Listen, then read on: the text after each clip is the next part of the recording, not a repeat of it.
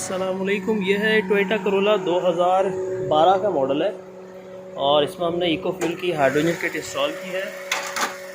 Installation complete हो चुकी है इसके अंदर और हमने भी इसको स्टार्ट किया है।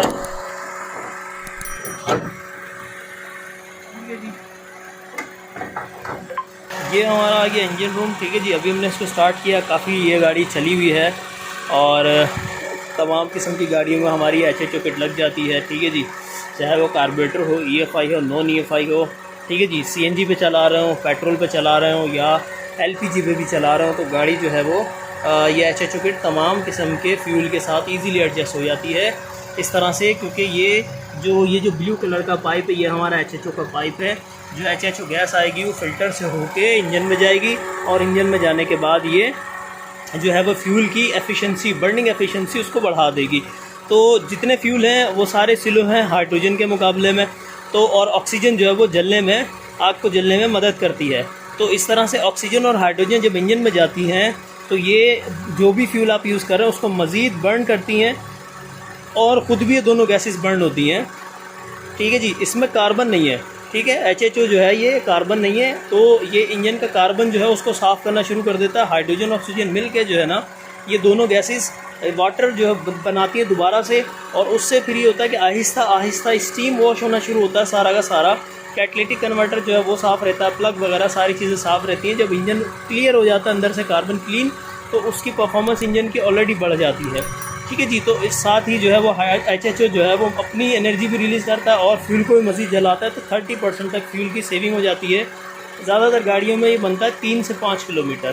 ठीक है जी, तो ये इंजन रूम में हमने ये काम किया। ये हमारा पाइप आ गया फिल्टर में और ये फ्यूल लाइन के साथ साथ चला गया है पीछे डिग्गी तक। डिग्गी में हमारी किट रखी है, वो भी हम आपको दिखा देते हैं जी। तो ये हमारी किट रखी है, ये सिविक रिबॉन्ड से इन्होंने निकाली है, इस गाड़ी के अंदर इंस्टॉल की है। ठीक है जी, तो ये हमारा टोटल सेल आ गया। ये वर्टिकल रिजर्वायर है जिसमें इलेक्ट्रोलाइट वाला पानी होता है। रिफ़िल इसमें जब करना हो तो इसमें डिस्टिल वाटर डालते हैं हम। यहाँ से इसमें डिस्टिल वाटर डल जाएगा। साइड में इसका लेवल दे दिया है। 300-350 किलोमीटर चला लें तो इसमें पानी डालने की ज़रूरत पेश आती है। ये HHO गैस के बबल्स बन रहे हैं। ठीक है जी, बबलर से फिर ये वो ब्लू पाइप है जो आगे तक जा रहा है।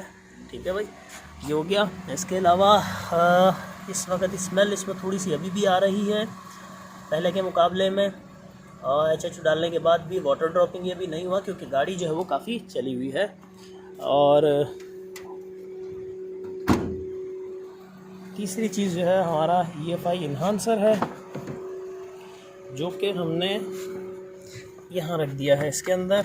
यहाँ से हम फ्यूल की सेटिंग करते हैं।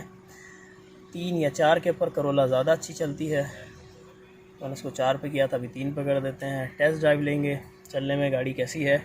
0 के ऊपर पावर इम्प्रूव हो जाती है, बहुत अच्छी हो जाती है पावर की तो इतनी ज़रूरत नहीं है।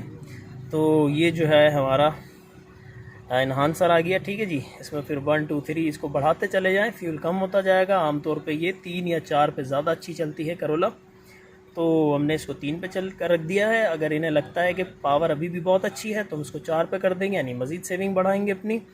अगर हम 5 पे कर लें तो अंडर पावर हो जाएगी और उसमें बहुत अच्छी सेविंग जो है वो फिर नहीं आती। तो ये फिर हम इसको 3 पे रखेंगे। ठीक है, हो सकता है 4 पे भी कर लें। ठीक है भैया जी, और ये गाड़ी जो है वो इतनी चली हुई है अभी, इस वजह से इसके अंदर जो है वो वाटर ड्रॉपिंग नहीं हुई क्योंकि इंजन जो है वो काफ़ी पुराना हो चुका है। ठीक है जनाब, अभी इसको रीसेट किया है। अभी इसका 00 है। इसकी टेस्ट ड्राइव लेंगे। ठीक है जनाब, और उसके बाद ये इन्हांसर हो गया सेट। बाद में फिर इसके अंदर सिर्फ डिस्टिल वाटर डालना है और गाड़ी चलानी है। ओके जी, अल्लाह हाफिज़।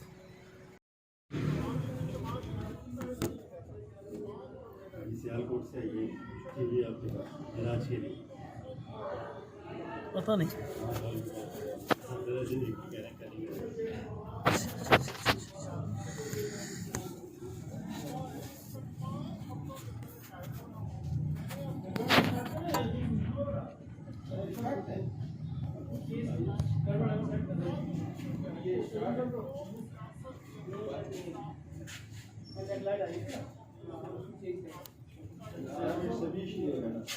ये मित्सुबिशी अभी पजेरो भैया हो के सारी इतने दर्द सर किया था मित्सुबिशी। इसके अलावा होंडा अकॉर्ड वो इतना कम करती है, इतनी मुश्किल से कुछ सेट होती है